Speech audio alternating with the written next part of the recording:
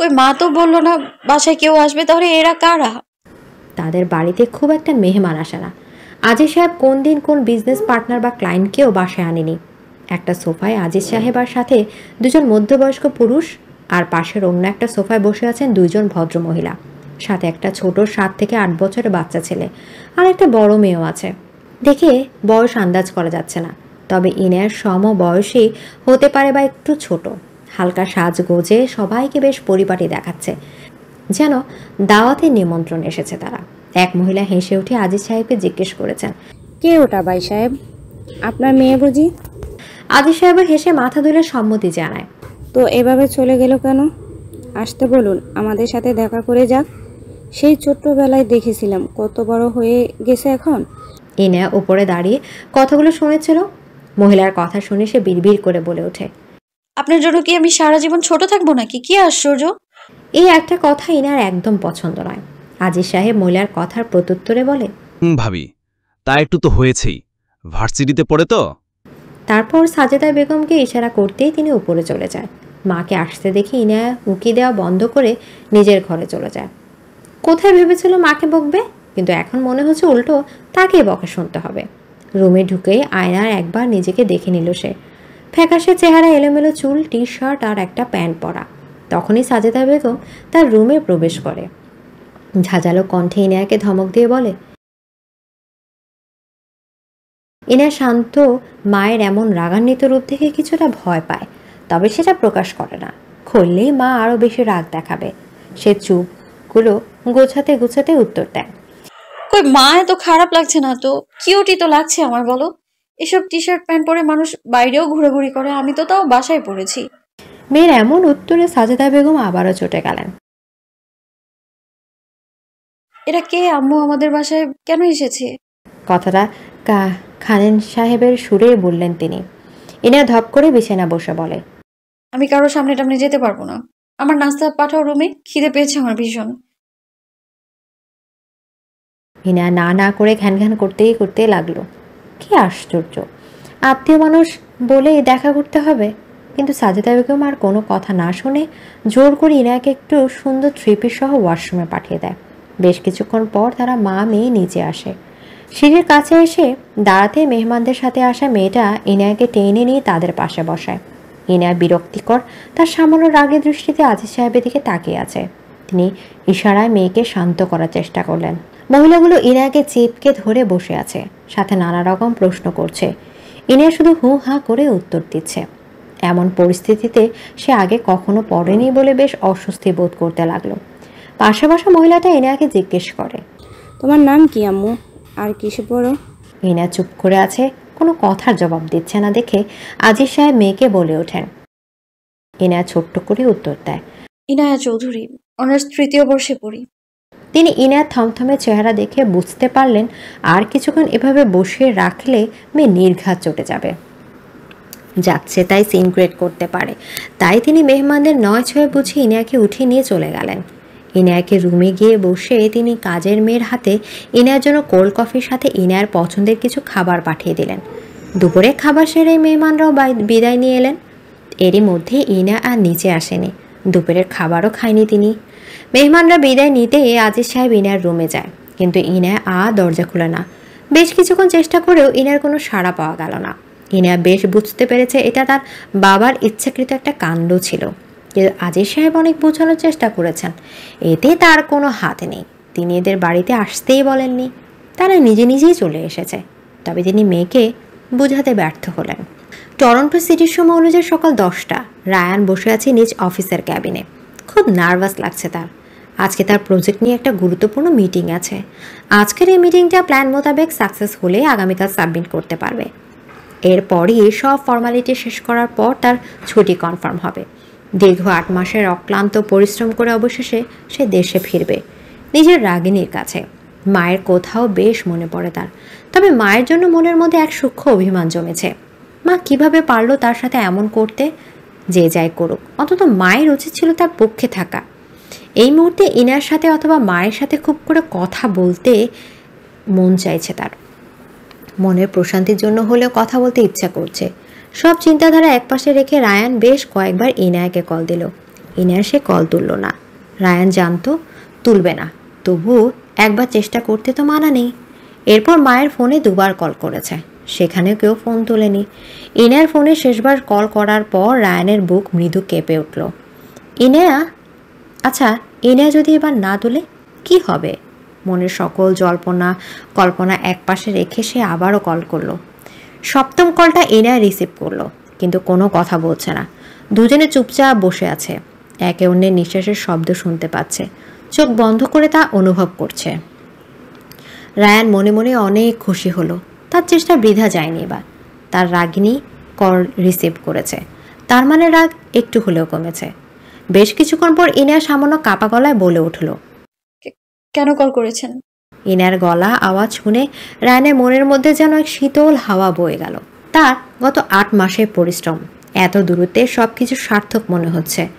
Ryan শান্ত কণ্ঠে জবাব দেয়, কল তো গত 8 মাস ধরেই করছে, তুই রিসিভ করার প্রয়োজন বোধ করিস নি।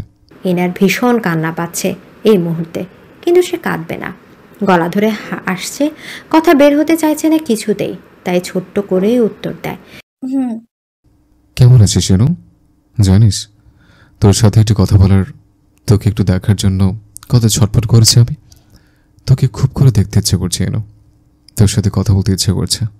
প্লিজ চুপ করে থাকিস না, কথা বল। ইনায়া নিজেকে সামলে নিয়ে দৃঢ় কণ্ঠে বলে, কেন ফোন করেছেন সেটা বলুন, না হলে রাখছি, এখন কথা বলতে ইচ্ছে করছে না। এভাবে বলছিস কেন? তুই কি কাঁদছিস এনু? তোর গলা এমন শোনাচ্ছে কেন? রায়ানের কণ্ঠকে তে কি যেন আছে। ইনায়াকে বশ করে নিচ্ছে এই আওয়াজ। সে চাইছে অনেক কিছু বলতে, কিন্তু পারছে কি? কি আছে এই ছেলের মধ্যে? কেন ইনায়া দুর্বল হয়ে পড়ছে বারবার? আমি কাঁদছি না। কথা বলতে বলতে রায়ানের মিটিংয়ের সময় হয়ে যায়। তার ডাক পড়তে সে ব্যস্ত কণ্ঠে ইনায়াকে বলে ওঠে, আমাকে এখন যেতে হবে এনু, একটা গুরুত্বপূর্ণ মিটিং আছে, শেষ করে ঠিক 2 ঘন্টা পর কল দিচ্ছি তোকে। ইনায়া প্রত্যুত্তরে শুধু আচ্ছা।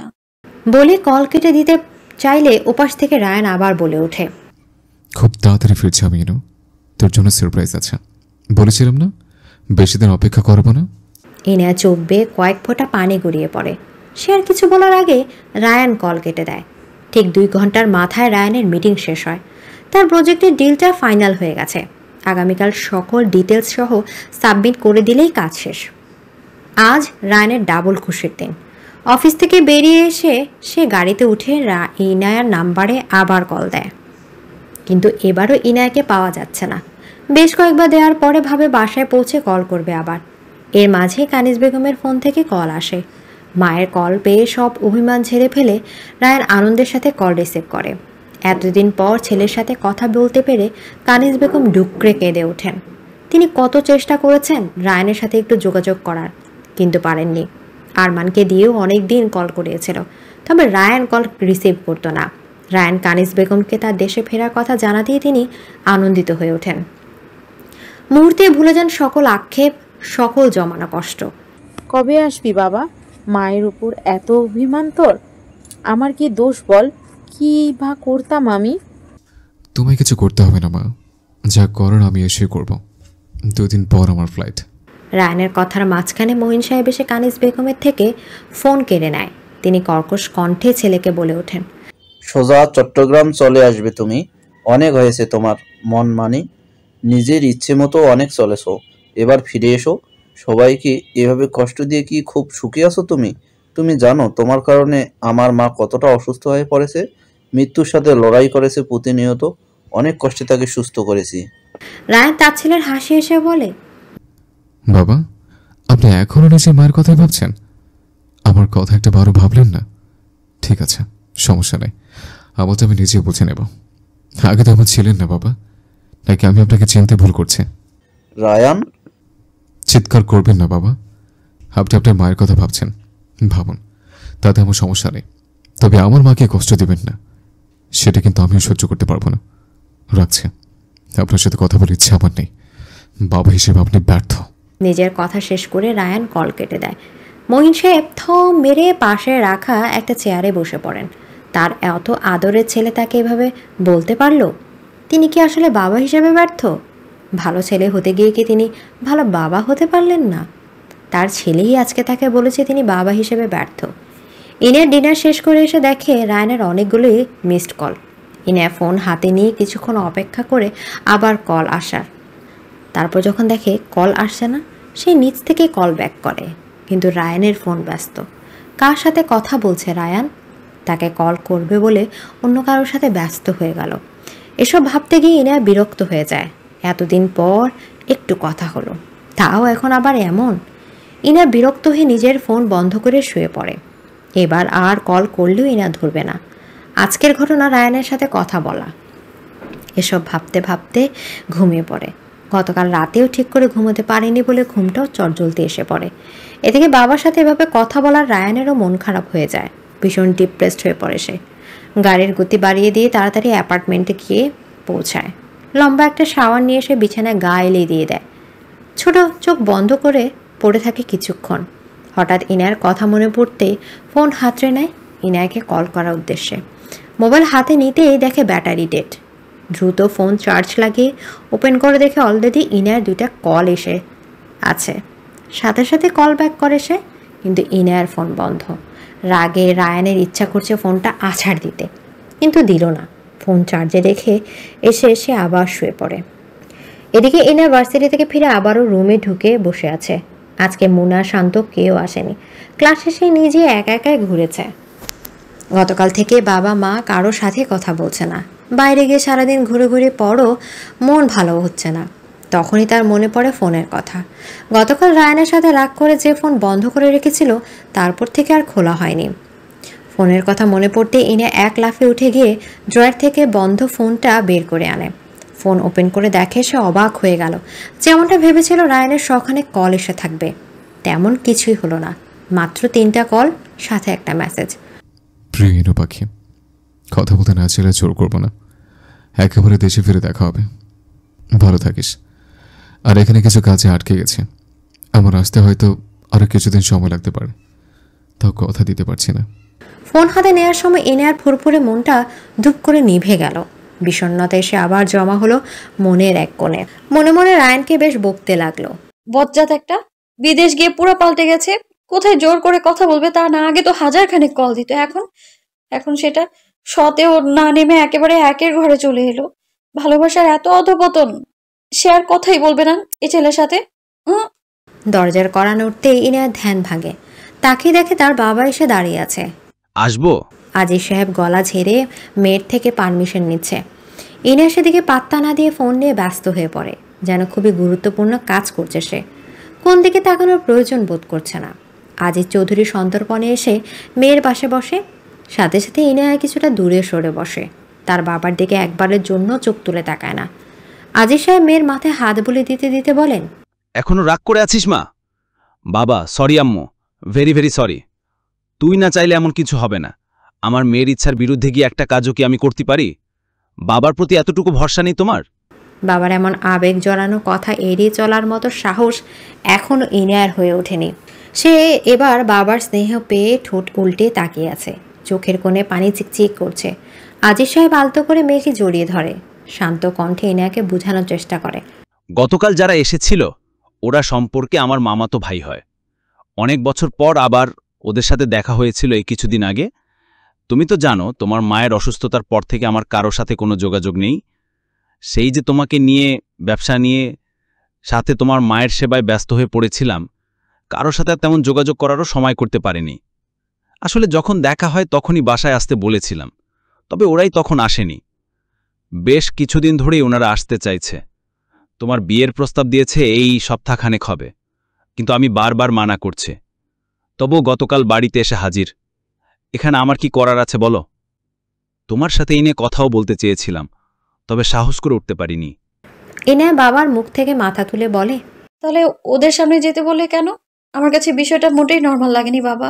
মেহমানদের সাথে দেখা করা এক, আর এইভাবে দেখতে আসা লোকের সামনে যাওয়া, সেটা তো আরেক ব্যাপার। দুটোকে মেলাবে না একদম। আমি এখন আর বাচ্চা নই। হুঁ বুঝেছি। আমার মেয়ে অনেক বড় হয়ে গেছে, তাই চাইছি বিয়ে শাদী দিয়ে দিতে। বাবা শুনো না, ছেলেটা ভালো, তুমি চাইলে ভেবে দেখতে পারো। তোমার মায়ের কাছে ছবি আছে, দেখে নিও। এরপরেও তুমি না করলে আমি জোর করব না।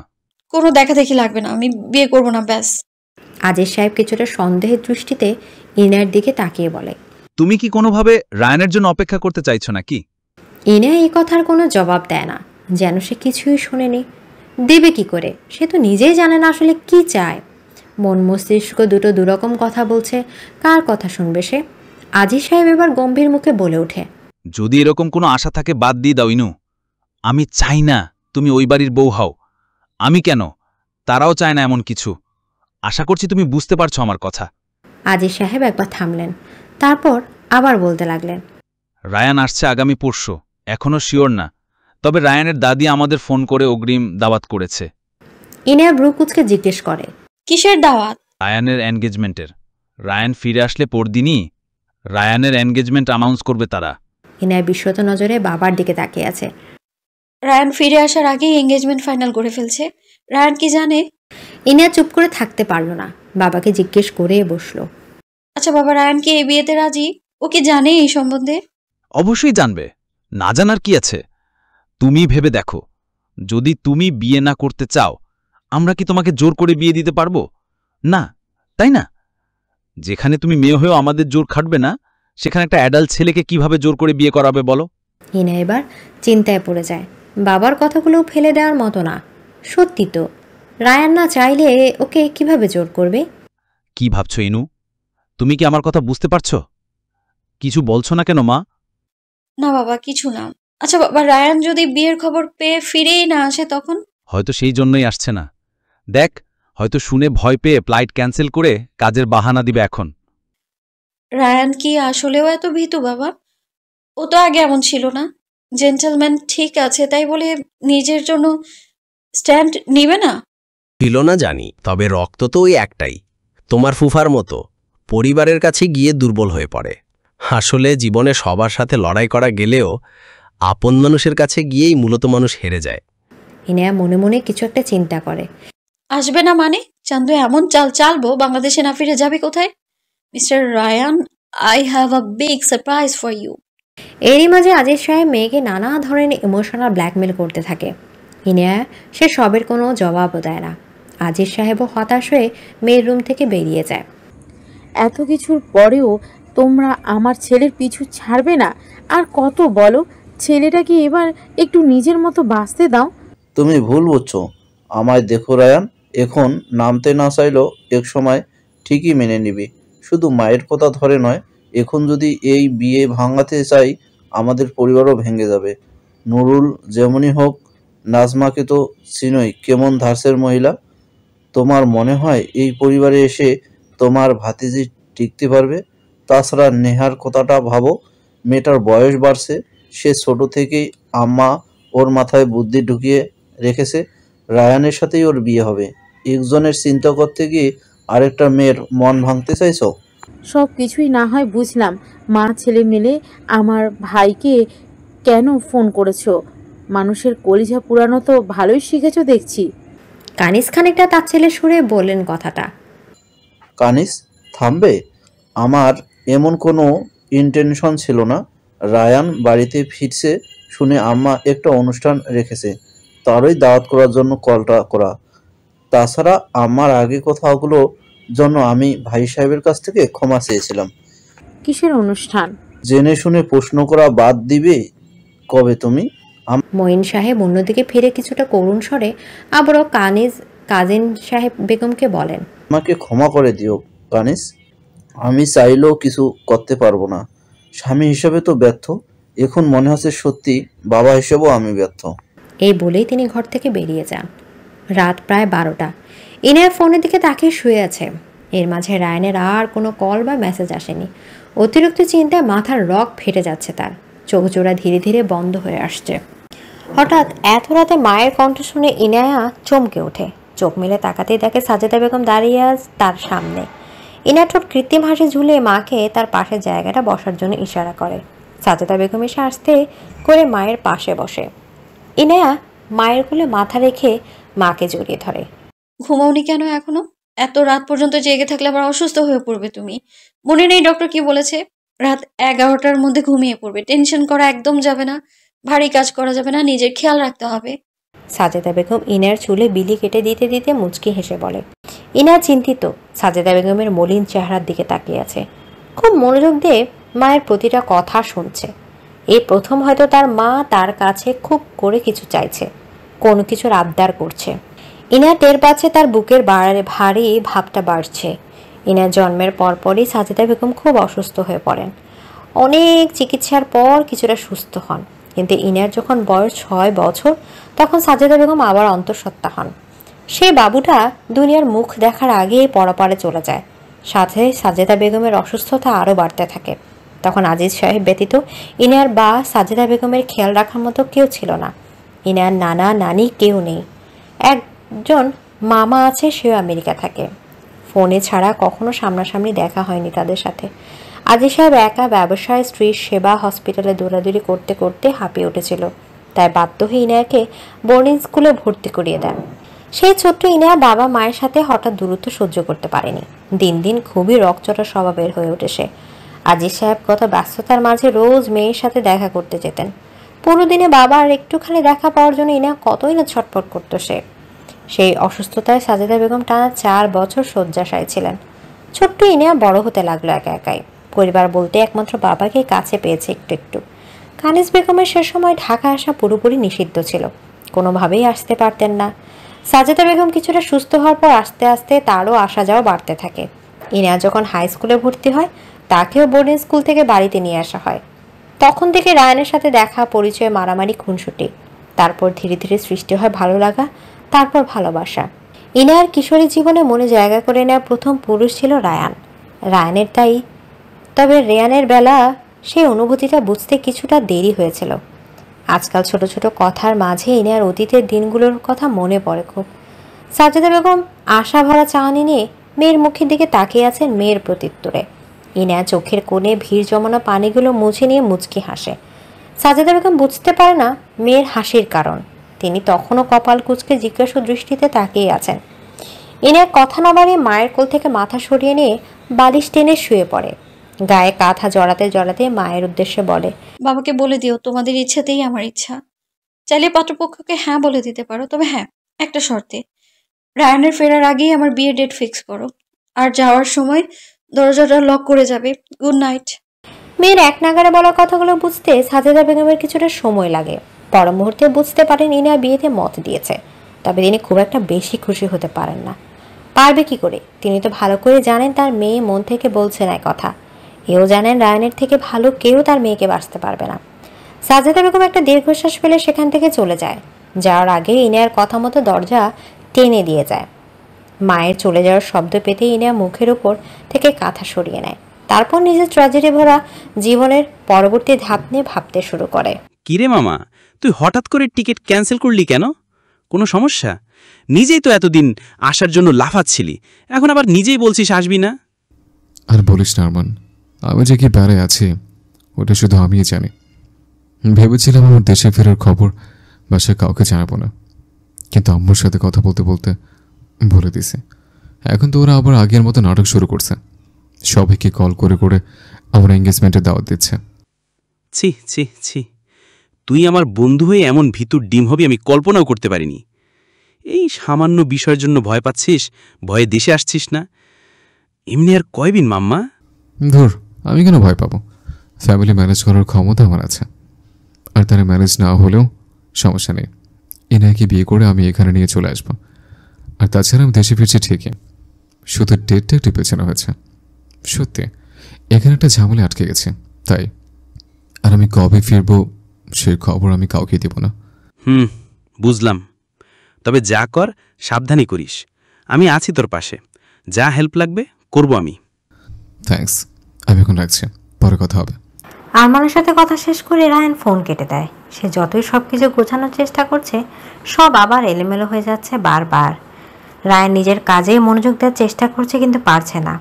আজকে কেমন অস্থির লাগছে, কিছুই ভালো লাগছে না তার কাছে। যতদিন না দেশে ফিরে ইনাকে দেখছে, নিজের করে নিচ্ছে, ততদিন শান্তিতে থাকতে পারবে না সে। একবার ভাবে ইনার সাথে একটু কথা বলবে। পরক্ষণে মনে পড়ে সে তো গতকালই বলেছিল সে ইনাকে বিরক্ত করবে না। অস্থিরতা কাটাতে একটু বের হয় রান্না করতে। ইচ্ছে করছে না বিধায় একটা রেস্টুরেন্টে চলে যায় খাওয়ার উদ্দেশ্যে। সব ঠিকঠাক করতে হলে খুব দ্রুত তাকে ফিরতে হবে দেশে। ইনায়াদের বাড়ির সামনে দিয়ে রিক্সা এসে থামে। মোনা রিক্সা থেকে নেমে ড্রাইভারের ভাড়া না দিয়ে দাঁড়িয়ে দাঁড়িয়ে বাড়ি সাজানো দেখছে, আর মনে মনে ভাবছে কোথাও সে ভুল বাড়িতে নেমে পড়েনি তো। এ বাড়িতে এত লাইটিনিং হচ্ছে কেন? ইনায়া তো তাকে কিছু বলেনি। চৌধুরী বাড়িতে ডেকোরেশনের কাজ চলছে। সুন্দর বাড়িটা আরও আকর্ষণীয় করার উদ্দেশ্যে বিভিন্ন রং বেরঙের লাইটিং ফুল দিয়ে সজ্জিত করা হচ্ছে। বাড়ির সামনে ফুল বাগানের কাছে স্টেজ করা হয়েছে। আজিজ সাহেব নিজে দাঁড়িয়ে সব ইনস্ট্রাকশন দিচ্ছে কিভাবে কি করতে হবে। তখন পাশ থেকে রিক্সাওয়ালা ডেকে ওঠে, কি হয়েছে আপামনি, ভাড়া দিবেন না? আর কতক্ষণ খাড়া থাকুন? মোনা ড্রাইভারের কথায় ধ্যান ফিরে। সে অন্যমনস্ক হয়ে ব্যাগ থেকে টাকা বের করে। রিক্সাওয়ালাকে বিদায় করে বাড়িতে ঢুকে ভেতরে যেতে দেখা হয় আজিজ চৌধুরীর সাথে। তিনি মোনাকে দেখে স্মিত হাসে। প্রত্যুত্তরে মোনা হেসে সোজা উপরে ইনায়ার ঘরে চলে যায়। ইনায়া নিজের পড়ার টেবিলে মাথা এলিয়ে দিয়ে বসে আছে। মোনা হাত ব্যাগ এক পাশে রেখে ইনায়ার সামনে দাঁড়ায়। ইনায়ার সেদিকে কোনো মনোযোগ নেই। দূর থেকে আসরের আজানের ধ্বনি শোনা যাচ্ছে। মোনাকে আর ডাকতে হয়নি। আজানের শব্দ পেয়েই ইনায়া মাথা তুলে দেখে মোনা বুকে হাত গুজে কপাল জড়িয়ে তার দিকেই তাকিয়ে দাঁড়িয়ে আছে। তুই আবার কখন এলি? এই তো মাত্রই এলাম। তোর এই অবস্থা কেন? আর বাসা এত জাঁকজমক করে সাজাচ্ছে কেন? কোনো অনুষ্ঠান আছে নাকি? এসেছিস যখন একটু বস, জিরো, পরে বলছি সবটা। আমি ফ্রেশ হয়ে আসছি।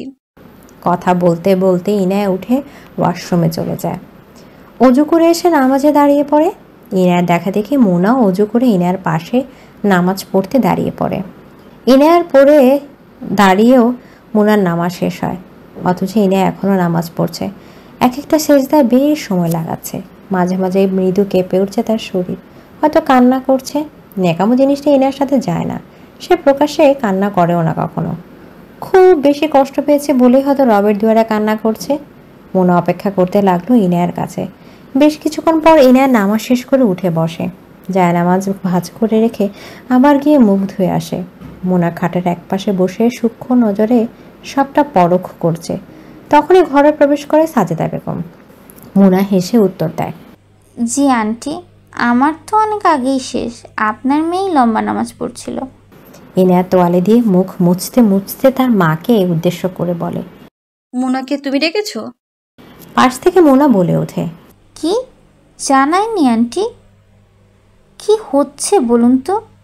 আসার সময় দেখলাম আঙ্কেল বাড়ি সাজাতে ব্যস্ত। ইনায়া নির্লিপ্ত কণ্ঠে জবাব দেয়, আমার বিয়ে হচ্ছে, মা তোকে ডেকেছে আমায় শপিংয়ে নিয়ে যেতে, তাই না মা? শেষের কথাটা সাজেদা বেগমকে উদ্দেশ্য করেই বলা। বিয়ে? কিসের বিয়ে? কার বিয়ে? কি বলছিস সেগুলো তুই? ইনো, বললাম তো আমার বিয়ে, বাবা আমার বিয়ে ঠিক করেছে তার কাজিনের ছেলের সাথে। মোনা অবাক দৃষ্টিতে তাকিয়ে শুনছে ইনায়ার কথা। রায়ানের সাথে গতকালই কথা হয়েছিল তাই সে ভালো করে বুঝতে পেরেছে এসব মজা নয়। ইনায়ার সত্যি বিয়ে হচ্ছে, আর সেটা রায়ান ভাইয়ের সাথে নয়। সাজেদা বেগম ব্যথাতুর সুরে মেয়েকে বলে, কই তোমাদের কিছু বলিনি তো মা, আসলে আমার কপাল খারাপ, সেই জন্যই এমন হচ্ছে, আর কিছুই না। তুমি চিন্তা করো না তো, যাও এখন আমি রেডি হয়ে নিচ্ছি, যাবো শপিংয়ে। সাজেদা বেগম আর কিছু না বলে ঘর থেকে বেরিয়ে গেলেন। আগামীকাল থেকে মেহমান আসা শুরু হবে, অনেক কাজ বাকি ওনার। মোনা থ মেরে দাঁড়িয়ে আছে। সে কথা বলার মতো কোনো ভাষা খুঁজে পাচ্ছে না। তার বেস্ট ফ্রেন্ডের বিয়ে কাল বাদে পরশু, অথচ সে কিছুই জানে না। ইনি একটা বার তাকে কিছু জানানোর প্রয়োজন মনে করেনি, তাই তাদের বন্ধুত্ব। মোনা একবার রেগে উঠে বলে, ইনু, তোর মাথা ঠিক আছে? কি আবল তাবল বকছিস? হ্যাঁ, কাকে বিয়ে করবি তুই? থাকতে পারবি রায়ান ভাইয়াকে ছাড়া? ভাইয়া জানে এসব? ইনিয়া তার ছেলের হাসি দিয়ে বলে, আছি তো, গত 8 মাস ধরেই আছি, আর ভালোই আছি। বিয়ের কথা এখনো জানাইনি, ওটা সারপ্রাইজ দিব ভাবছি। কিসের সারপ্রাইজ? হ্যাঁ, তুই কি বাসর রাতে ছবি তুলে দেওয়ার কথা ভাবছিস নাকি? দেখ ইনু, এমন কিছু ভেবে থাকলে মাথা থেকে ঝেড়ে ফেল। আর ভাইয়া এতদিন কার জন্য কানাডায় পড়ে আছে বলতো? আমি থাকতে এমন কিছুই হতে দিব না। আমি এক্ষুনি ভাইয়াকে কল করে সব বলে দিচ্ছি। ইনিয়া চোখ বড় বড় করে মোনাকে ধমকে উঠে বলে, খবরদার, তুই এমন কিছুই করবি না বলে দিচ্ছি। আমি জানাবো, তুই চল এখন আমার সাথে, যেটা বলছি সেটা শোন। মোনা তবু ইনার কথা না শুনে রায়ানকে কল করে, কিন্তু রায়ান ফোন ধরছে না। বেশ কয়েকবার কল করার পরও রিসিভ হয়নি। মোনা রায়ানকে টেক্সট করে বলে, ভাইয়া প্লিজ কল রিসিভ করুন, জরুরি কথা আছে। কই আপনি? ইনায়া তৈরি হয়ে এসে মোনার থেকে ফোন কেড়ে নেয়, তারপর জোর করে তাকে নিয়ে শপিংয়ের উদ্দেশ্যে রওনা দেয়। ইনায়া ঘুরে ঘুরে শপিং করে খাবার খায়, ঠোঁটে কৃত্রিম হাসি ঝুঁকিয়ে বেশ কিছু ছবিও তোলে। তারপর মোনাকেও তার বাসায় যেতে দেয় না, ইনায়াদের বাসায় রেখে দেয়। সাজাদা বেগম ফোন করে মোনার পরিবারকে দাওয়াত করে সাথে এটাও জানিয়ে দেয় যে ইনায়ার বিয়ে হওয়া পর্যন্ত মোনা এই বাড়িতেই থাকছে। ইনায়া ঠিক রাত 11টায় রায়ানের ফোনে বিয়ের কার্ড সহ আজকে শপিং মলে তোলা বেশ কিছু ছবি রায়ানকে পাঠিয়ে দেয়, সাথে একটা মেসেজও লিখে, আমার অপ্রিয় ভাই, আপনাকে আমার বিয়ের দাওয়াত রইল, যদি সম্ভব হয় এসে আমাদের ধন্য করবেন। সাথে সাথে মেসেজ সিন করা। মেসেজটা লেখার সময় ইনায়ার বুক হালকা কেঁপে ওঠে। সাথে সাথে মেসেজ সিন করে তার বুকে সমুদ্রের মতো উথাল পাথাল ঢেউ তুলছে। এবার কি হবে? রায়ানের প্রতিক্রিয়া কেমন হবে? বেশ কিছুক্ষণ পরও রায়ানের কোনো রিপ্লাই এলো না। ইনায়ার ভয় বাড়তে লাগলো, কিছু বলছে না কেন। ইনায়া যখন মেসেজ দেয় তখন ফোন রায়ানের হাতেই ছিল। মোনার লেখা মেসেজগুলো মাত্র দেখেছিল সে। মোনাকে কল করতে যাবে ঠিক তখনই ইনার মেসেজটা পায়। এমনিতে মোনার এত কল আর মেসেজ দেখে সে কিছুটা বিস্মিত হয়, ভেবেছিল ইনার কোনো বিপদ হলো নাকি। কিন্তু ইনার মাত্র পাওয়া মেসেজ আর বিয়ের কার্ড দেখে যেন রায়ানের পুরো দুনিয়া থমকে গেছে। তার জন্য এতদিন কষ্ট করে বিদেশে পড়ে আছে সে, কেন করছে এত পরিশ্রম? ইনা আর কয়টা দিন অপেক্ষা করতে পারলো না? তার সব কিছু এলোমেলো লাগছে। সামনে ঘোলাটে দেখছে, হৃৎপিণ্ডে তীব্র ব্যথা অনুভব করছে। কি করবে সে এখন? কি করা উচিত তার? হঠাৎই রায়ানের মনে হচ্ছে তার চারপাশে কিছু দেখতে পাচ্ছে না সে। অন্ধকার হয়ে আসছে সব, শরীরটা কেমন ঝিমিয়ে পড়েছে। বৃহস্পতিবার বিকেল 5টা চট্টগ্রাম থেকে কানিজ বেগম সহ তার শ্বশুর বাড়ির পুরো সবাই এসেছে ঢাকায়। সাথে এসেছে আরমানেরও পরিবার।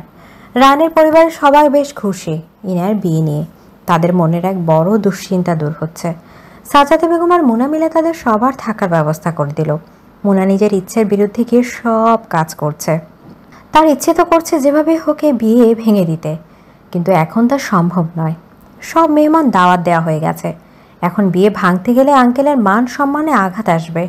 সে খুব করে চাইছে এই মুহূর্তে ম্যাজিক করে হলেও রায়ান চলে আসুক, কিন্তু গতকাল রাত থেকে রায়ানের ফোন বন্ধ, কোনোভাবে যোগাযোগ করা যাচ্ছে না। আরমানকে দেখে মোনা মনে মনে একটু স্বস্তি পেল। সাথে সাথে শান্তাকেও আসতে বলল। সবাই মিলে কিছুটা একটা করা যাবে এই আশায়। আজকে ইনার গায়ে হলুদের অনুষ্ঠান হবে আর আগামীকাল বিয়ে। আজি সাহেবের ইচ্ছে ছিল মেয়ে বিয়ে দিয়ে অনেক বড় অনুষ্ঠান করবে। 1 সপ্তাহ ধরে লাইটিং চলছে পুরো এলাকা জুড়ে, তবে তাড়াহুড়োর কারণে খুব বেশি একটা আয়োজন করে উঠতে পারেনি তিনি।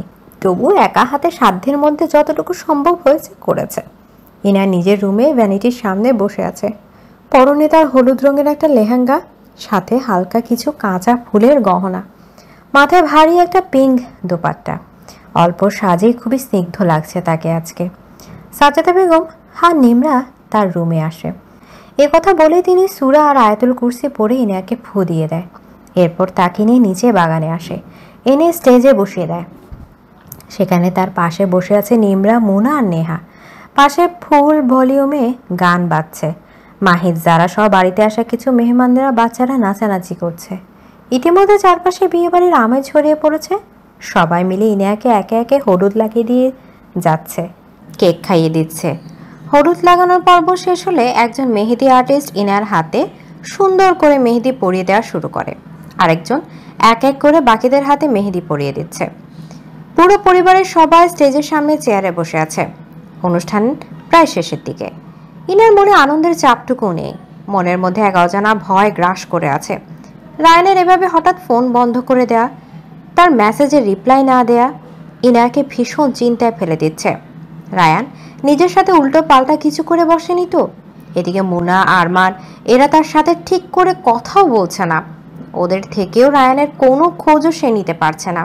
আচমকায় কেউ এসে শক্ত করে ইনার হাত ধরে এক টানে তাকে স্টেজ থেকে নামিয়ে আনে।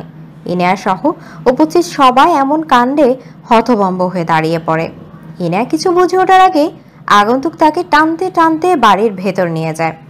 ইনার হাতের মেহেদি এখনো পুরোপুরি শুকায়নি।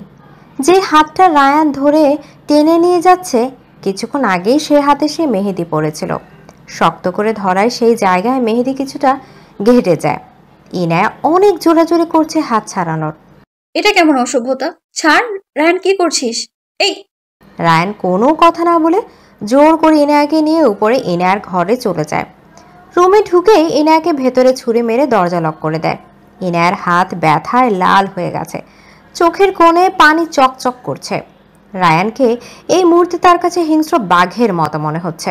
এতক্ষণ যার জন্য চিন্তা এমন অস্থির ছিল, এখন সে কাঙ্ক্ষিত পুরুষটিকে সামনে পেয়েও খুশি হতে পারছে না সে। রায়ান এসে শক্ত হাতে ইনায়ার দু বাহু চেপে ধরে, দাঁতে দাঁত পিষে কর্কশ কণ্ঠে ইনায়াকে বলে, বিয়ে করার খুব শখ তোর? অন্যের বউ হবে তাই না? সারা জীবন আমার সাথে থেকে এখন অন্যের ঘরে বউ হওয়ার ইচ্ছে জেগেছে আপনার মনে? কথাটা বেশ চিৎকার করে বলল রায়ান। ইনায়ার কান্না পেল ভীষণ। রায়ান আবারও ইনায়াকে ধমকে ওঠে, এখন কাচ্ছিস কেন? কি হচ্ছে তোর? আমার ভালোবাসা চোখে লাগে না? হ্যাঁ, এই চুপ করে আছিস কেন? জবাব দে। তুই আমার সাথে কোনো ধরনের জোর জবরদস্তি করতে পারিস না, এমন কোনো অধিকার তোর নেই। আর আমি তোকে ভালোবাসি না। এসেছিস বিয়ে খেয়ে চলে যাবি ব্যাস। আর গুন্ডামি করছিস কেন? আমার লাইফে হিরো দরকার, ভিলেন নয়, কারণ ভিলেন আমি নিজেই। ইনায়া চোখের পানি মুছে দৃঢ় কণ্ঠে রায়ানকে জবাব দেয়। ইনায়ার এমন কথা রায়ান একটু নড়চড় করে না, যেন সে শুনেইনি কিছু। তার মাথায় এখন শুধু একটা চিন্তাই ঘুরছে, তার রাগিনীকে সে যে কোনো মূল্যে নিজের করে নেবে, কোনো অবস্থাতেই তাকে সে অন্য কারো হতেই দিবে না। তুই হিরো চাস নাকি ভিলেন চাস তাতে আমার কিচ্ছু চাই আসে না। আমি শুধু এটুকু জানি, তুই শুধুই আমার, আর আমি বেঁচে থাকতে তোকে আমি অন্য কারো হতে দেব না, কখনোই না। ইনা কোনো কথা বলে না, চুপচাপ দাঁড়িয়ে আছে। রায়ান ধীরে ধীরে নিজের হাত ইনার বাহু থেকে আলগা করে, আলতো করে ইনার দুগালে হাত রাখে, মাথাটা ঝুঁকে ইনার কপালে কপাল ঠেকায়। ইনার চোখ জোড়া বুঝে পেলে রায়ান ইনার গালে গাল রেখে হলুদগুলো নিজের গালেও মেখে নেয়। বেশ গাঢ় এক চুম্বন এঁকে দেয় রাগিনীর কন্যার কপালে। তাদের রুমের বাইরে অনেক মানুষের ভিড় জমেছে। আজিজ সাহেব, মঈন সাহেব, কানিজ বেগম সবাই বাইরে তাকে ডাকাডাকি করছে। সাথে বাড়ছে দরজার কড়া আঘাতের শব্দ। রায়ান নিজেকে সামনে নিয়ে দরজা খুলে সোজা বাড়ি থেকে বেরিয়ে পড়ে। রায়ানের পিছু পিছু আরমানও ছুটে চলে। ইনায়া কারোর সাথে কোনো কথা বলে না, তার রুমে কাউকে ঢুকতে দেয় না। তার ক্লান্ত লাগছে বলে সকলকে সেখান থেকে তাড়িয়ে দেয়। মেয়ের মনের অবস্থা বুঝতে পেরে বাকিটা সাজেদা বেগম সামলে নেয়। ইনায়া দরজা বন্ধ করে এসে ওয়াশরুমে ঢুকে পড়ে ফ্রেশ হওয়ার উদ্দেশ্যে। ড্রেস চেঞ্জ করে হাত মুখ ধুয়ে এসে বিছানায় লুটিয়ে পড়ে। বালিশে মাথা রাখতেই কান্নায় ভেঙে পড়ে সে। ভাবতে লাগে আগামীকালের কথা। কি হবে কালকে? এই পাগলাটি ছেলেটা কি না কি করে বসে, কি ভেবেছিল আর সে কি হচ্ছে? সে কতটা বোকা! হঠাৎ এমন একটা ছেলের সাথে বিয়ের পিড়িতে বসতে যাচ্ছিল যার সাথে এখনো দেখাও হয়নি, একবারও কথাও হয়নি। এদিকে ইনায়ার সাজ শেষ হয়েছে অনেকক্ষণ হলো, এখন ফটোশ্যুট চলছে। হঠাৎই তার ফোন বেজে ওঠে। মোবাইল স্ক্রিনে ভেসে ওঠা নাম দেখে ইনায়ার চোখ ছলছল করে ওঠে। কিছুক্ষণ সেভাবে ফোনের দিকে তাকিয়ে থাকে সে। না রিসিভ করার সাহস হচ্ছে, আর না কল কেটে দেওয়ার জীবনে প্রথমবার ইনায়ার ভয় হচ্ছে। নিজের খুব কাছের আর খুব মূল্যবান কোনো কিছু সারা জীবনের মতো হারিয়ে ফেলার ভয়। এই মানুষটাকে চাইলেও সে দূরে ঠেলে দিতে পারে না। যত পালানোর চেষ্টা করে এই ধরনের যেন ততটাই কাছে এনে দেয়। এত বছরে লুকানো গুপ্ত অনুভূতিগুলো যেন হানা দিয়ে উঠছে, ভেতরটা কষ্টে ফেটে যাচ্ছে। আজ আবারও চিৎকার করে কান্না করতে ইচ্ছা করছে কলটা ধরে বলুক, রায়ান চল অনেক দূরে কোথাও চলে যাই, দুজনা অজানা কোনো দেশে হারিয়ে যাই। ফোন তখনও বেজেই যাচ্ছে। পাশে থাকা একটা মেয়ে বলে ওঠে, আপনার ফোন সে কখন থেকে বাজছে, রিসিভ করুন প্লিজ, হয়তো জরুরি কোনো কিছু। মেয়েটির কথা ইনার কোনো খেয়াল নেই। সে এখন এক বিষাক্ত অনুভূতিতে ডুবে আছে। না পারছে সেখান থেকে উঠে আসতে, না পারছে সেভাবে ভূত ডুবে থাকতে। মেয়েটি আবারও ডেকে ওঠে, ম্যাম শুনতে পাচ্ছেন? আরও কয়েকবার ডাকার পর ইনার হুঁশ ফিরে। সে জবাব দেয়, বলছিলাম আপনার ফোন বাজছে, ধরে কথা বলুন, হয়তো আপনাকে নিতে এসেছে। ইনা এক মুহূর্তের জন্য অচেতন হয়ে পড়ে। স্তম্ভিত নয়নে মেয়েটির দিকে তাকিয়ে বলে, আমাকে নিতে এসেছে? কে এসেছে? রায়ান?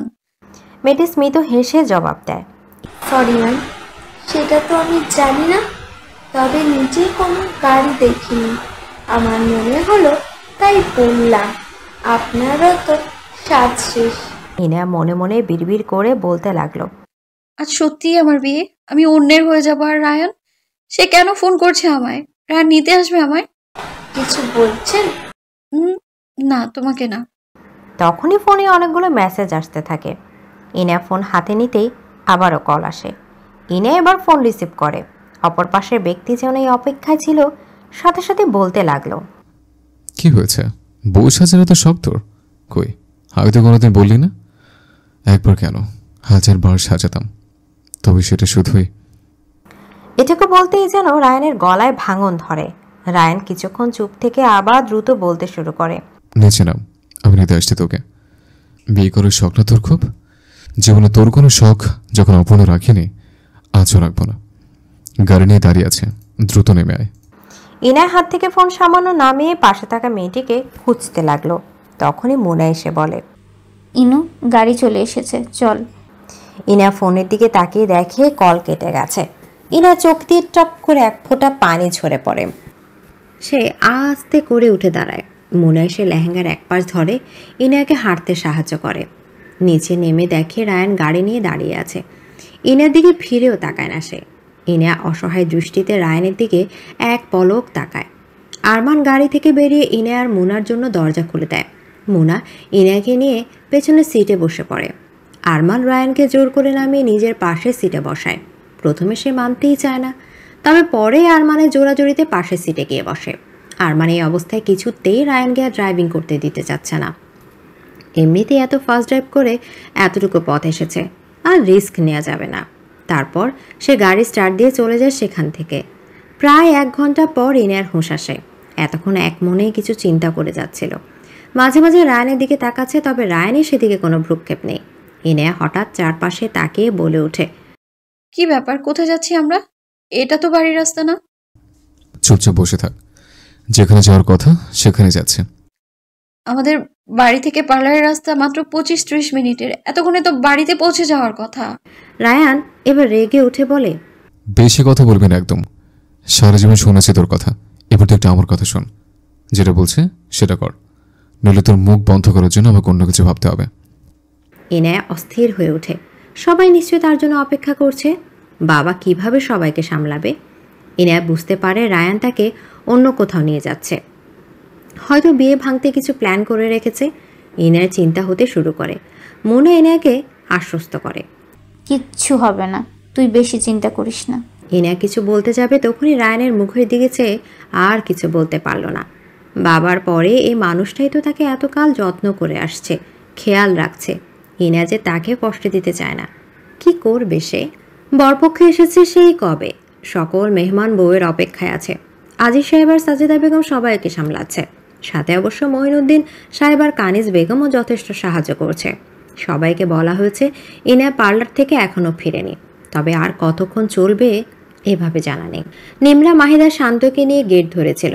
সাথে আরও 2-1 আত্মীয় ছিল যাদেরকে সে চেনে না। নেহা যায়নি। তখন কয়েকবার বলা হয়েছিল তাকে, কিন্তু সেই মাথা ব্যথার বাহানা করে উপরের এক রুমে গিয়ে বসেছিল। মোনা না থাকায় তার কিছুটা মন খারাপ হয়েছে। তার থেকে বেশি খারাপ লাগছে ভাইয়া আর এনপির জন্য। তবে সব মন খারাপ ভুলে সে হাসি মুখে স্টেজে গিয়ে বরের পাশে বসে। খুঁটিয়ে দেখতে হবে তো তার প্রিয় ইনাপের সাথে কার বিয়ে হচ্ছে।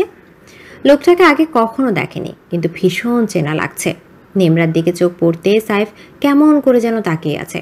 নিমরা কিছুটা বিব্রত বোধ করে, মনে মনে বলে, এই লোক এভাবে দেখছে কেন আমায়? খেয়ে ফেলবে নাকি? তবে মুখে কিছুই বলল না, শুধু সৌজন্যমূলক মুচকি একটা হাসি দিয়ে বলে, কেমন আছেন দুলা ভাই? আপনি না, তুমি করে বলতে পারেন, সমস্যা নেই। আপনার হবু বউয়ের কাজিন হয়ে। আর আপনি এত অস্থির হবেন না, আপনার বউ চলে আসবে কিছুক্ষণের মধ্যেই। আসলে বিউটিশিয়ান বাড়িতে আসার কথা ছিল, কিন্তু সমস্যার কারণে আসতে না পারায় পরে পার্লারে যেতে দেরি হয়ে গেছে।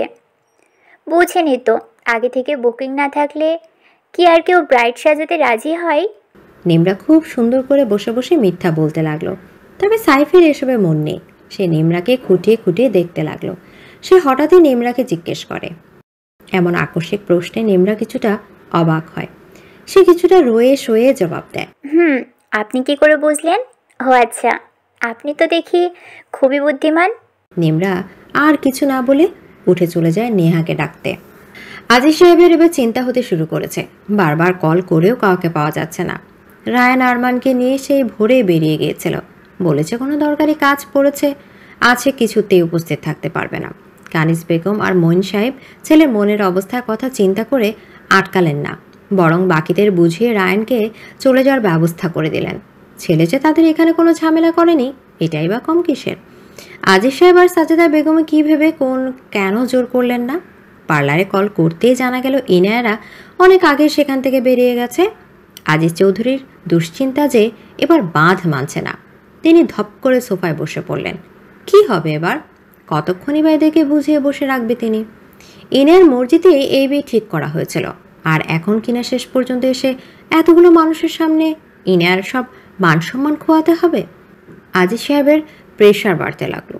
সাজেদা বেগম স্বামীকে সামলানোর পুরো চেষ্টা করে যাচ্ছে, তখনই বাইরে থেকে হট্টগোলের শব্দ কানে ভেসে আসে। আজিজ সাহেব সহ সাজেদা বেগম বেরিয়ে আসে কি হয়েছে দেখার জন্য। স্টেজের সামনে ভিড় করে সবাই দাঁড়িয়ে আছে। আজিজ সাহেব এই ভিড় ঠেলে ভেতরে ঢুকে। নেহা মুখ নিচু করে দাঁড়িয়ে আছে, কান্না করে যাচ্ছে অনবরত।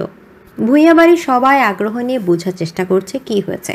সাইফ নেহার এক বাহু চেপে ধরে ধমকে উঠে বলে, নুরুল সাহেব চাইলেন মেয়েসহ বাড়ির বাকি মহিলাদের ভেতর পাঠিয়ে দিতে, কিন্তু বাবু চৌধুরী তাতে বাধা দেয়। সবাইকে এখানেই থাকার অনুরোধ করে, বিশেষ করে নেহার থাকা জরুরি বলে জানায়। নেহা ভয়ে থরথর করে কাঁপছে। নিমরা এত মধ্যে আন্দাজ করতে পেরেছে ব্যাপারটা। সাইফের কথা সে আগে থেকেই জানতো। নেহাকে সব সময় সাইফের সাথে কথা বলতে দেখেছে সে, তবে সামনাসামনি কোনো দিন দেখেনি। দেখার বা তার সম্পর্কে জানার ইচ্ছেও জাগেনি। তারপর সবাই একসাথে বসলে বাবুল সাহেব কথা শুরু করেন। বাবুল সাহেব থামলেন, তারপর আজিজ সাহেবের থেকে ক্ষমা চেয়ে বলেন। আজিজ সাহেব যেন নিজের হুঁশি নেই। একথা এতক্ষণ মেয়ের চিন্তায়, মেহমানদের চিন্তায় মগ্ন ছিলেন, এখন আবার এসব তিনি আর নিতে পারছে না। কি হচ্ছে এগুলো? এসব কি আজকেই হওয়ার ছিল? বাবুল সাহেব নুরুল সাহেবের উদ্দেশ্যে বলেন। নুরুল সাহেব বা ভূঁইয়া বাড়ির কেউ এসব কথা কিছুতেই মানতে নারাজ। অনেক তর্কাতর্কির পরেও তারা মানতে চায় না তাদের মেয়ে এমনটা করেছে। নেহাও স্বীকার করেনি। নুরুল সাহেব অনেক রাগারাগি করে তামাশা করেন সেখানে। এক পর্যায়ে সাবিনা বেগম বলে ওঠেন, সাইফের বাবা সাইফকে প্রমাণ দিতে বললে সে জানায়। সাইফের কথা শুনে নেহা যেন হাঁফ ছেড়ে বাঁচে। এতক্ষণ সে ভেতরে ভেতরে প্রচণ্ড ভয় ছিল। তখনই সাইফ বসে পড়ে নিজের চট্টগ্রামের বন্ধুদের সাথে যোগাযোগ করার চেষ্টায়। সাথে যেভাবেই হোক কিছু ছবি ভিডিও হলেও যেন ম্যানেজ করা যায়। এসব ঘটনা চলাকালীন নিমরা, রায়ান, মুনা, আরমান সবাইকে ফোন দিতে থাকে, কিন্তু কেউ রিসিভ করে না। এক পর্যায়ে আরমান ফোন তুললে নিমরা রায়ানের সাথে কথা বলতে চায়। আরমান ফোন লাউড স্পিকারে দিয়ে রায়ানকে কথা বলতে বলে। কি বলবে তাড়াতাড়ি বল, এখন কথা বলার সময় নেই। তোমরা কোথায় আছো ভাইয়া? তোর শ্বশুর বাড়ি। এই ফোন রাখ, তোকে জবাব দিব আমি কোথায় আছি। হ্যাঁ দেখো ভাইয়া, আমি জানি তুমি ইনাপিকে নিয়ে কোথাও যাচ্ছ। শোনো, তাড়াতাড়ি বাসায় ফিরে আসো, এখানে অনেক ঝামেলা হচ্ছে। ইনাপির সাথে যে বিয়ে হওয়ার কথা ছিল সাইফ, সে নাকি নেহা আপুর বিএফ। আপু খুব ভয় পাচ্ছে, সাথে কান্নাও করছে। দাদি বলেছে যদি প্রমাণ হয় যে এই ছেলের সাথে সত্যি আপু সম্পর্ক ছিল, তাহলে নাকি এখনই তাদের বিয়ে দিয়ে দিবে। তোমার রাস্তা তো ক্লিয়ার, প্লিজ এসে আমার বোনকে একটু উপকার করো। যেমনই হোক আমাদের বোন তো বলো, তুমি ছাড়া এই সমস্যা কেউ সামলাতে পারবে না ভাইয়া, প্লিজ আসো। আরমান গাড়ি নামিয়ে বলে, কি সাইফের সাথে ইনায়ের বিয়ে ঠিক হয়েছিল? আমি তো দেখেছিলাম একদিন নেহার সাইফকে রেস্টুরেন্টে। ওয়েট, আমার ফোনে ছবিও আছে। তুই ফোন রাখতো নিমরা। না না, এই তো তোমার কাছে প্রমাণ আছে। তোমরা তাড়াতাড়ি আসো, তাহলে তোমাদের চারজনের বিয়ে একসাথেই হবে। আর কি, মিলে গেল তো। রায়ান ধমকে বলে, ধর রাগ তোর মিলে। আমি আর কাউকে ভরসা করছি না, ফিরবো ঠিকই, তবে বিয়ে সেরে। এই বলে সে ফোন কেটে দেয়। তারপর আরমানকে বলে কাজী অফিসে নিয়ে যেতে। তারা আসলে কাজী অফিসে যাচ্ছিল, একটু সামনেই ছিল। আশেপাশে কোনো কাজী অফিসে যায়নি যাতে কেউ খবর পেয়ে গেলেও এসে থামাতে না পারে। একটু পরে তারা একটা কাজী অফিসে থেমে রায়ান আর ইনার বিয়ের কাজ শেষ করে। এদিকে রায়ান আরমানের থেকে ছবিগুলো নিয়ে তাদের ফ্যামিলি গ্রুপে পাঠিয়ে দেয়। ততক্ষণে সাইফ ও ফেসবুকের ঘেটে তাদের পুরনো কিছু ছবি এবং সব চ্যাট কল সবাইকে দেখায়। সাবিনা বেগমের বা নুরুল সাহেবের আর কিছু করার থাকে না। বাধ্য হয়ে তখনই সাইফের সাথে নেহার বিয়ের ব্যবস্থা করা হয়। নেহা রাজি হতে চাইল না খুব সহজে, তবে মিথ্যা ধরা পড়া কেউ তার পক্ষেও ছিল না, এমনি তার মা বাবা দাদিও না। নেহা আর সাইফের বিয়ের আগ মুহূর্ত পর্যন্ত কারো মাথায় ইনার কথা আসেই না। সকলে সে অধ্যায় প্রায় ভুলেই বসে। আজিজ সাহেবের অবস্থা খারাপের দিকে চলে গেলে সবাই সেই হুঁশ ফিরে। বাড়িতে ডাক্তার ডাকা হয়। নিমরা শান্ত সবাইকে জানায় রায়ান ইনাকে নিয়ে ফিরছে আর তারাও বিয়ে করে ফেলেছে। রায়ান ফোন করে জানিয়েছে তাদের ওয়েলকামের ব্যবস্থা করার জন্য। মেয়ের খবর পেয়ে আজিজ সাহেবের প্রাণে কিছুটা স্বস্তি ফিরে আসে। ততক্ষণে মেহমানদের কাছে যাচ্ছে, তাই একটা ইমেজ ক্রিয়েট হয়। সময় তখন সন্ধ্যা 6টা। মজার ব্যাপার হলো কোনো আত্মীয় স্বজন তখনও বাড়ি ফিরে যায়নি। খুব মজা করে তামাশা দেখছে তারা। আজিজ সাহেব নিজেকে শক্ত করে সকলের উদ্দেশ্যে বলে, তার মেয়ে সহ মেয়ে জামাই ফিরছে। সকলে যখন সারাদিন ছিলই, সন্ধ্যার আসল বিয়ের অনুষ্ঠানটা যেন উপভোগ করে যায়। নাচ গান, রাতের খাবার সবকিছুর ব্যবস্থা হয়ে যাবে।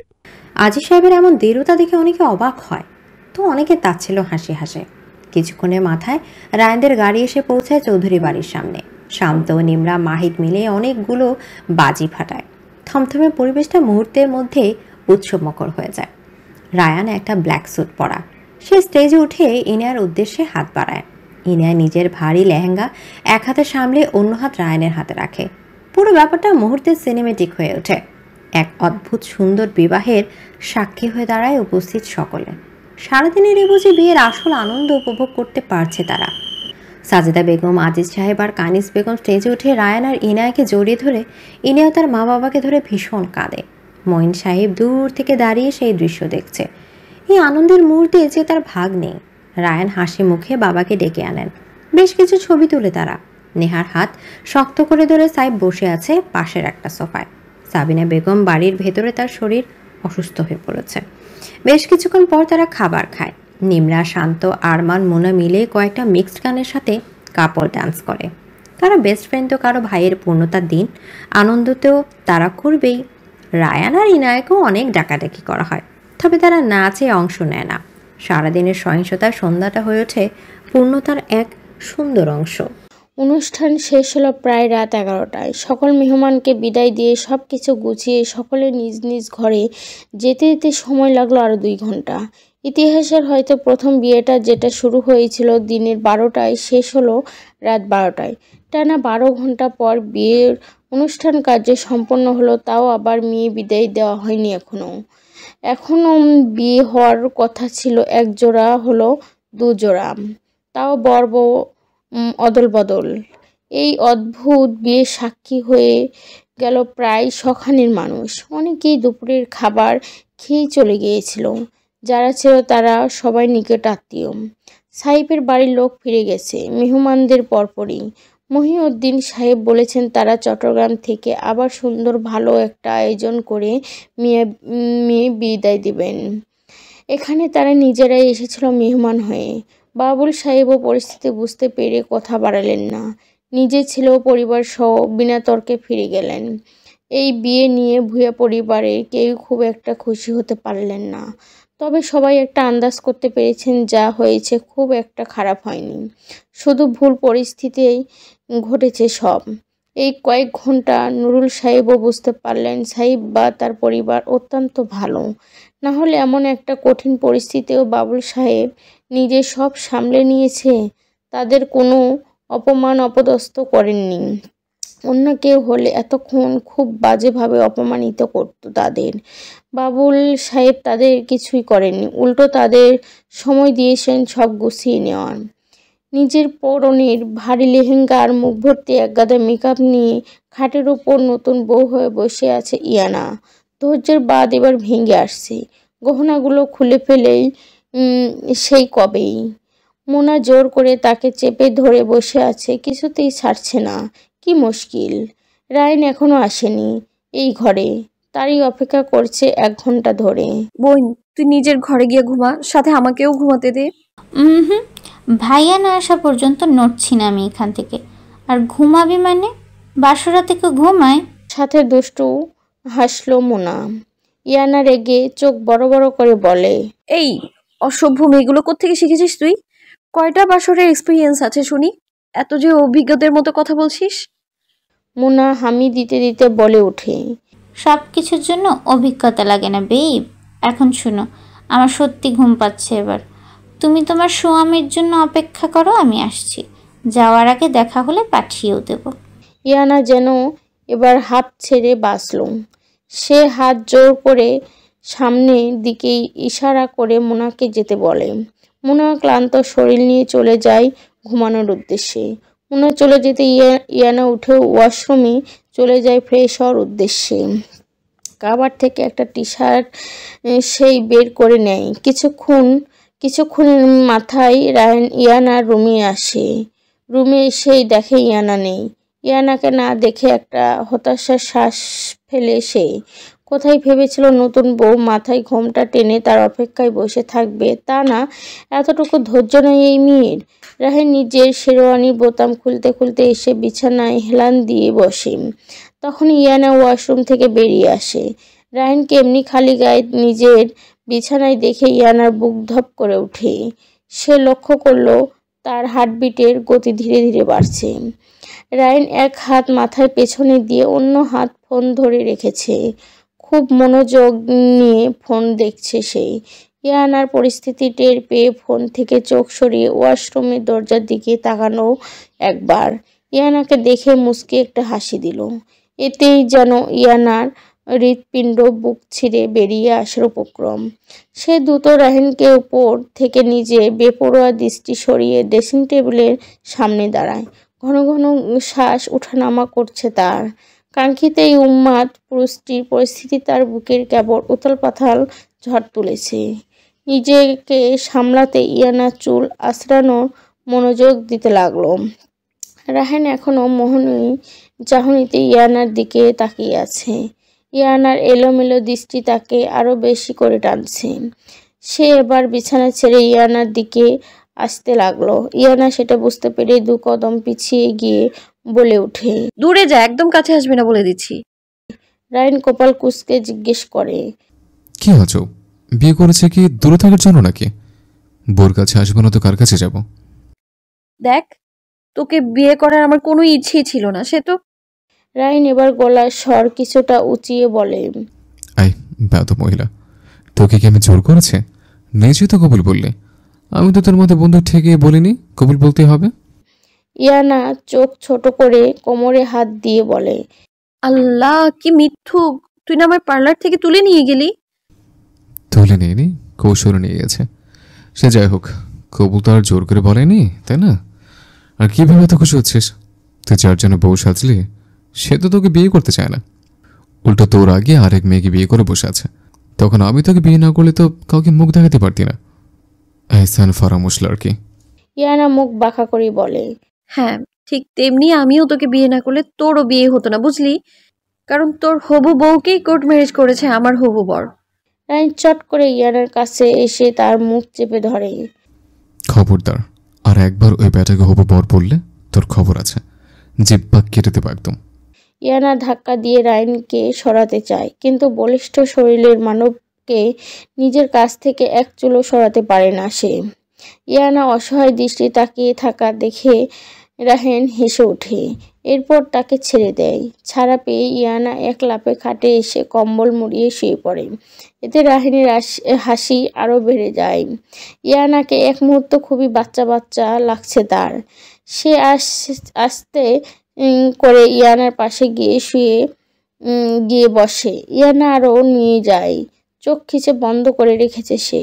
রায়েন 2 বাহু ইয়ানার দুপাশে রেখে তারপর আলতো করে ইয়ানার মুখের ওপর থেকে কম্বলটা সরিয়ে দেয়। ইয়ানার লজ্জাজড়িত চাহনিতে আরও একবার প্রেমে পড়ে যায় রায়েন। সে ইয়ানার দিকে কিছুটা ঝুঁকে ফিসফিস করে বলে, sorry babe, I can't control myself. তারপর ইয়ানার পাতলা গোলাপি ওষ্ঠদয়ে ঘাড়ও এক চুম্বন বসিয়ে দেয়। সকাল 10টায় আজ চৌধুরী বাড়ির বিশাল ডাইনিং টেবিলে জুড়ে বসে আছে অনেক মানুষ। সেখানে প্রতিদিন এত বড় টেবিলে শুধুমাত্র 3 জন মানুষই বসে খাবার খায়। সেখানে আজকে টেবিল ভর্তি মানুষ বসেছে নাস্তা করতে, তবুও সকলের জায়গা হলো কই। সাথে আরও একটা ছোট টেবিল আর কিছু চেয়ারের ব্যবস্থা করা হয়েছে। এখনো অনেক গভীর ঘুমে তলিয়ে আছে মোনা। সকলে একে একে নাস্তা বেড়ে নিচ্ছে। সাজেদা বেগম হেল্পিং হ্যান্ডের সাহায্যে নিয়ে কিচেনে নাস্তা রেডি করতে ব্যস্ত। মোনা মেয়েটার প্রতি কৃতজ্ঞতার শেষ নেই তার। গত 2 দিন ধরে তাকে সব কাজে সাহায্য করে যাচ্ছে। টেবিলে মোটামুটি ইয়ানা, রায়ন, তার নিহা, তার মা নাজমা ও মাহি, যারা ব্যতীত বাকি সবাই আছে। আরমান লক্ষ্য করলো তার মা মোনাকে খুঁটিয়ে খুঁটিয়ে দেখছে, সাথে তার বাবাকে ফিসফিস করে কিছু বলছেও। তার খুব আগ্রহ জাগছে, মা কি বলছে শুনতে ইচ্ছে করছে, কিন্তু মুখ বলার সাহস কই। সকলের সামনে কি এভাবে জিজ্ঞেস করা যায়? আরমানের মা আনিলা বেগম মোনাকে হেসে হেসে বলছে,